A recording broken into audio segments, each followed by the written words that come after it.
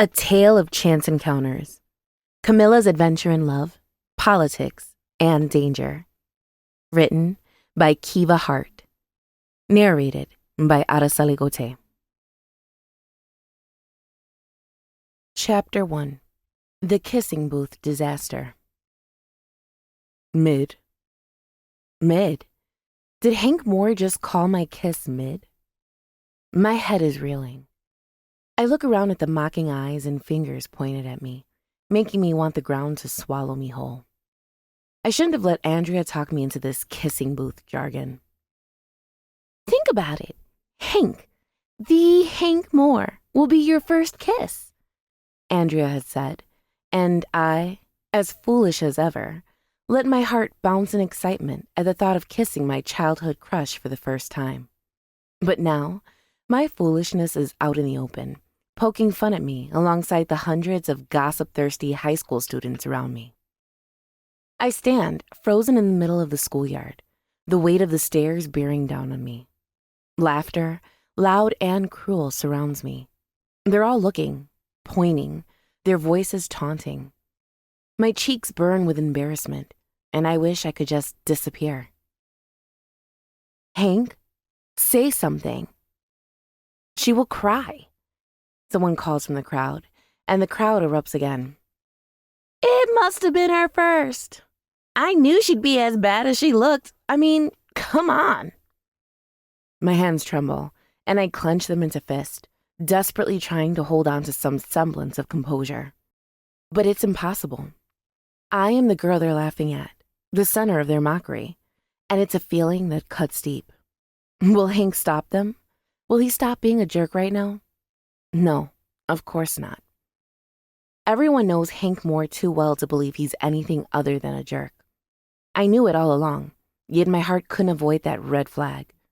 It must have thought it was a carnival. Right now, Hank wasn't even looking at me. Instead, he's staring down at a playing card in his hands, folding it. Nothing strange about that. Like the rest of his gang, Hank is constantly fiddling with some kind of magic trick. He's particularly fond of making things disappear. Sometimes, I wish he could make my crush on him disappear just as quickly. But first, I'd have to admit it. That was never going to happen. I've seen the types of girls Hank gets attracted to, and plain, chubby tomboys need not apply. So what the hell was I thinking? Nudging my glasses in place, I turn around and run out of there as fast as my legs can carry me. I hear Andrea's voice behind me, but I don't stop. I don't want to. This is all her fault. If she hadn't given me the idea in the first place, there's a high chance I'd have been giggling at some rom-com novel chapter while snuggled up in my bed, instead of coming to this fundraiser to embarrass myself. Camilla, wait! No! I feel tears pooling in my eyes, which makes me only want to run faster, but there's no outrunning the star athlete in the school.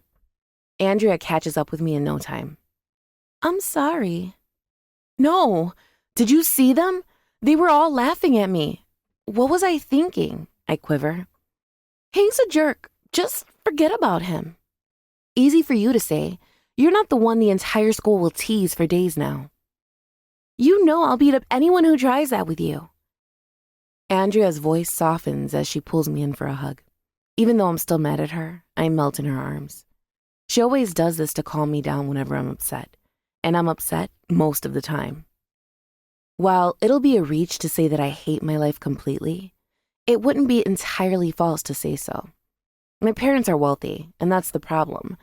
They were never there to help me find my identity, nor were they there when I'd have a midnight crisis because of the stares and whispers I'd get in the hallway. I've tried to fit in somewhere, only for something as simple as a comment to discourage me entirely. Then I'm back to square one, fighting for my place in life. Do you know what? Andrea suddenly pitches excitedly, pulling out of the hug. We will show them. This is what Andrea always looks like when she's about to give me a bad idea. But if it's about getting back at Hank and all those people, I don't care. How? We'll transform you. Show them you're hot, Andrea chirps, clapping and grinning from ear to ear. What? You've got the money. Spend it on yourself. This weekend, we'll go shopping, change our hair, and get new skincare. To hell with all those people. You'll go back to school on Monday as the star that you are. You'll shine so bright that those mean girls would wish they were you. Come on, let's go make plans at your place. Before I can answer, Andrea grips me and skips us toward the waiting Range Rover in excitement. It's my mom's car, but her driver was in it. There's always a reason for sending Roy to pick me up. Mom never misses an opportunity to do it herself. Well, this was one of the days Mom couldn't pick me up at school, and I wondered why. The reason hits me in the face once Andrea and I enter the house. I'm running for mayor, sweetheart. Things are about to change around here, Dad announces, holding Mom's hand. I pause, looking from Dad to Mom. Dad, standing 6 feet tall with salt and pepper hair that gives him that wise look, has a determined look in his deep brown eyes. He's always been the voice of reason in our family, and his crisply pressed suits give him the aura of a seasoned professional, even on the most casual occasions. Mom, on the other hand, is a whirlwind of energy. Her fiery red hair is a representation of her passionate nature. She's a few inches shorter than Dad, but her beautiful look more than makes up for it. Mom has a heart-shaped face with hair, unblemished skin, and a few freckles. Long, dark lashes frame her striking emerald green eyes, and she has a warm, inviting smile with full pink lips. Her facial features come together to create an attractive and engaging appearance. Dad continues. I've always been dissatisfied with just being in the business world. I think it's time I make a positive difference in our community, and I can't wait to start working on that vision. Mom proudly says, Your father will be an amazing mayor, darling. I hope you will support us. I do, I say without much thought. If Mom is happy, I'm happy. As for Dad, I haven't been able to read his emotions for so long that I've given up doing it. I just judge through Mom. Congratulations, Mr. and Mrs. Fisher, Andrea beams, knowing I'm uninterested in what they say. Camilla and I have to work on an assignment now. Mom nods, and we bound up the stairs immediately. Our assignment lasts the entire weekend, with Andrea sleeping over as we develop a new style. I got a new haircut, new dresses, and shoes I'm sure I won't be able to wear. The thought that I can pull this off without embarrassing myself further keeps me going all through. I can't wait to see Hank's face when he sees me again. But on Monday morning, I got the shock of my life when Andrea announced after the first period. You won't believe this, Camilla, my best friend says. Hank just transferred to another school outside the country.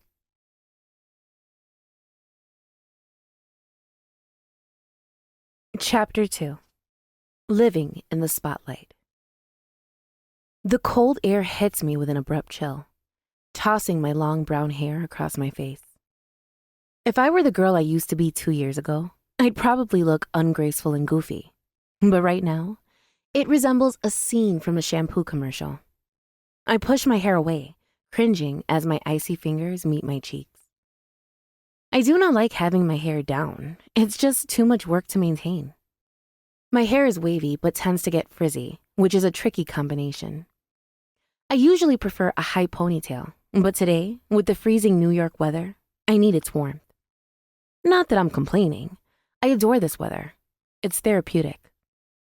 As I descend the stairs, a stream of people rushes past me. This is my third blind date this week, and I must admit, it feels great. True to form, my date was captivated by my stunning black Gucci evening gown, featuring intricate lace and shimmering sequins. Jimmy Choo stilettos grace my feet, making a distinct click-clack on the hardwood floor, and I carry a chic Chanel clutch. I look good, radiating confidence, and it's satisfying to see gaping men stepping aside to let me through.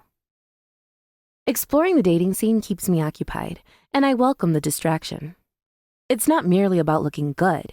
I'm also on a mission to explore my sexuality, especially after enduring a heartbreaking experience. Miss Fisher? Gary, my bodyguard for the day, greets me with a nod as I return to the car. All my dad's bodyguards share a similar appearance. Tall, muscular, clad in black suits with white shirts and black ties. They wear earpieces to stay in constant communication in case of an emergency. They would smite most people, and I probably would too, if they weren't always by my side. Bodyguards didn't always accompany me. My dad is now the mayor, and his meteoric rise to success in the election a year and a half ago thrust him into the spotlight. Around the same time, my mom was attacked in a restaurant parking lot. The assailants stole her belongings and assaulted her before fleeing. My dad's success exposed my family's wealth, putting us at risk. We moved to a more secure house, and my dad hired a team of bodyguards. It's not just my dad's success that has endangered us. The fact that I, the now attractive only daughter, was rumored to have dated a world-famous actor, Jamie Colt, who had a legion of crazy fans. However, it wasn't merely a rumor, as Jamie was one of the men in my dating rotation. However, he never made it to a second date due to his lackluster personality. Who would have guessed that success comes at a cost? Ours is a loss of safety, which is why the bodyguards are here. In contrast to my sister Andrea, who is now a national athlete, I've yet to start my career. I lack her talent for long-distance running or sports modeling. My passion lies in designing wedding gowns. I want to become a wedding gown designer. I adore designing dresses and have numerous sketchbooks in my room filled with sketches. Some pages are mere doodles, while others feature dress silhouettes. Each page contains a unique design, but I tend to abandon projects midway and start anew.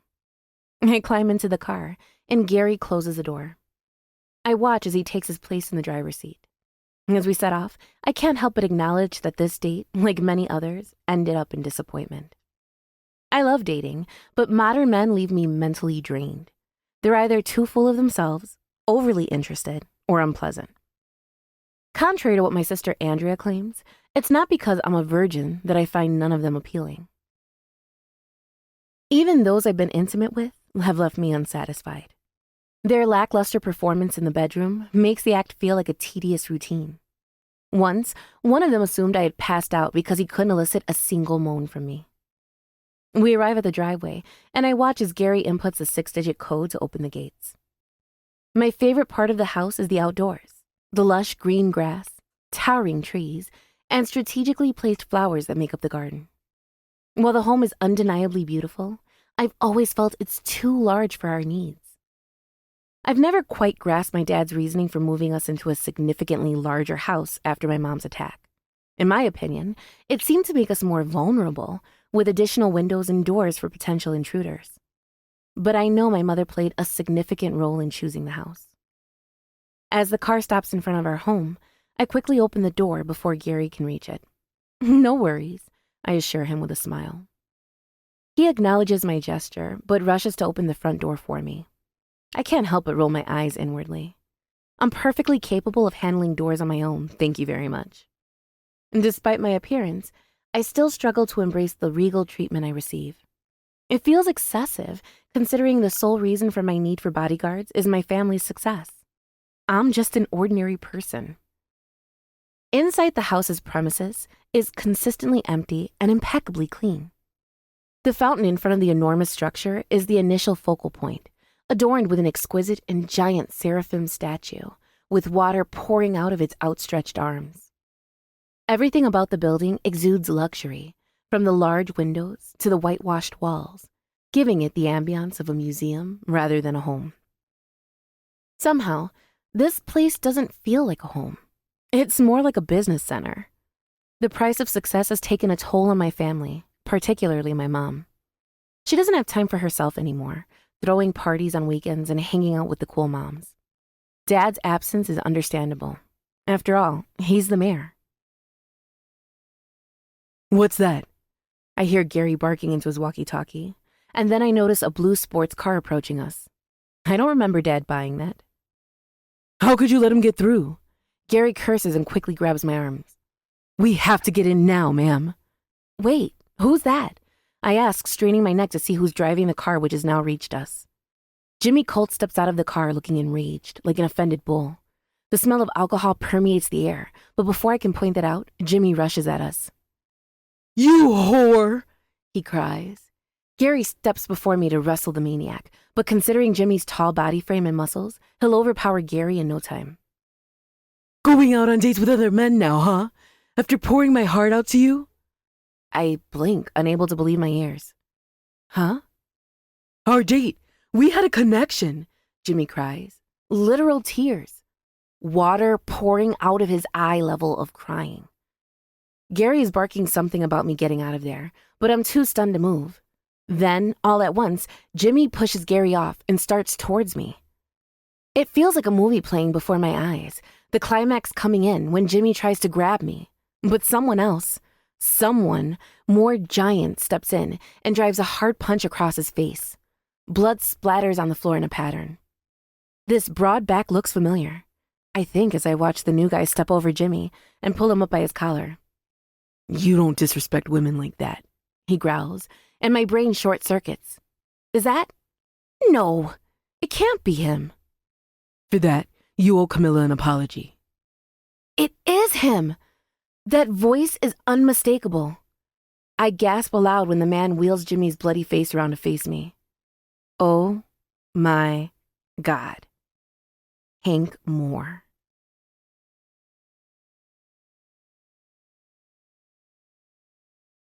Chapter 3. Unexpected Reunion. It took me a whole day to grasp what my eyes saw. Hank Moore in the flesh, looking all built up and delicious, even after all these years. The problem isn't about how he practically choked an apology out of Jimmy. It was how good I thought he looked doing it, and how stupid I realized I was when it became clear that I still hadn't gotten over my crush on him. That familiar, fuzzy, warm feeling in my stomach was still there, and so were the butterflies I thought had died out of hunger. All it took was one look from Hank, and they were reincarnated, stronger than ever this time. The big question, however, is, what was he doing here? Oh, your dad fired Gary and needs a replacement. Mom had told me over breakfast this morning when I asked. What? Fired Gary for what? You could have been hurt, honey. It's only in your best interest to have a bodyguard with you. So those men, are they all security agents? Mom smiles. The very best. Although your dad has a candidate in mind already. It better not be Hank. Hank Moore. The food in my mouth goes cold instantly, and it's like I'm eating wood. Hank Moore? He protected you without hesitation. We're convinced he'll do a great job. No. Mom looks taken aback. Why? Do you know him? No. I mean, yes. We attended the same high school. We didn't think that'd be a problem. Or did something happen? No, I say sharply. It's just having someone so familiar with me all the time would be weird. I understand, Mom says softly and reaches across the table to hold my hand. But it's in your best interest. You'll get used to it, I promise. Mom doesn't understand, yet I can't make her, so I just nod. Okay. This is a big mistake, Camilla. Run. Run. One day later. Camilla? I halt my steps. It's Saturday afternoon, and I'm about to leave the house, looking forward to my favorite Saturday activity, going to the bookstore. I spin around, and that's when I notice my dad sitting on the couch, an open book resting on his lap. He seems half asleep, probably due to his staying awake all night. I approach him, smiling, and give him a peck on the cheek. Hey, Dad. You're going out? He asks, peering at me. I nod. Yeah, I was planning to find Toby. Toby was Gary's partner. Dad shakes his head. I hear you've been avoiding Hank, sweetie. That's not true, I lie. Then Hank will be your bodyguard today. My heart sinks when Dad says that. But I told you I don't like Hank. I remind him of our conversation after breakfast, which had prompted my hasty departure from the dining room. Camilla, this isn't about you having to like your bodyguards. It's about your protection, and Hank is one of the best. I narrow my eyes, but I don't like him.